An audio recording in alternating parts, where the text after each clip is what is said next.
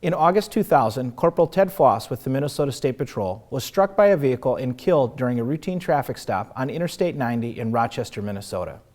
In the wake of this tragic event, the Minnesota Legislature passed the Ted Foss Move Over law, requiring all vehicles to move over one full lane of traffic when passing a stopped emergency or maintenance vehicle on the roadway. This month, our year-long Focus In campaign comes to a close by bringing attention to this statute and the potential safety hazards it was written to avoid.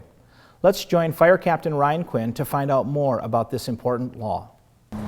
Thanks, Brian. We're here today on a nice cold day with Sergeant Scott Kuiper. Thanks for being with us today. No problem.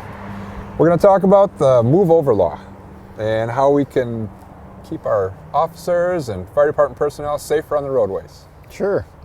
So what can you tell me about when somebody comes across a squad car flashing emergency vehicle on the side of the road?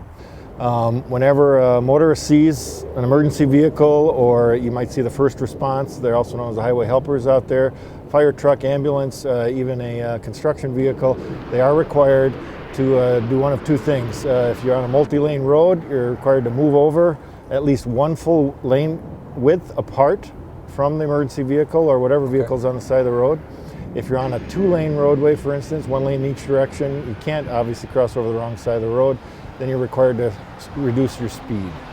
Slow down to a safe following speed. And correct. Give them the room that they need and prepare to even stop if they need to, right? Absolutely. So one of the questions that people might have is if they can't move over, it's a multi-lane road, a lot of traffic, they can't move over, they're still going to slow down, they're going to be okay, is that correct? Right, so for instance, we fight that distracted driving thing all the time, right, with all the devices in the vehicles, both handheld and mounted. And you might be next to a semi-truck, for instance, where you can't, like you said, get over into the next lane safely to do so. And that's what the law does require, that you can safely move over one full lane width from the emergency vehicle. Thus, you need to at least, at minimum, slow down. The importance of paying attention. Correct.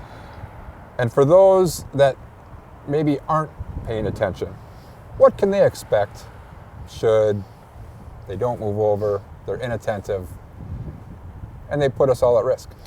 They can expect a citation, which would involve a fine, and on their driving record as well.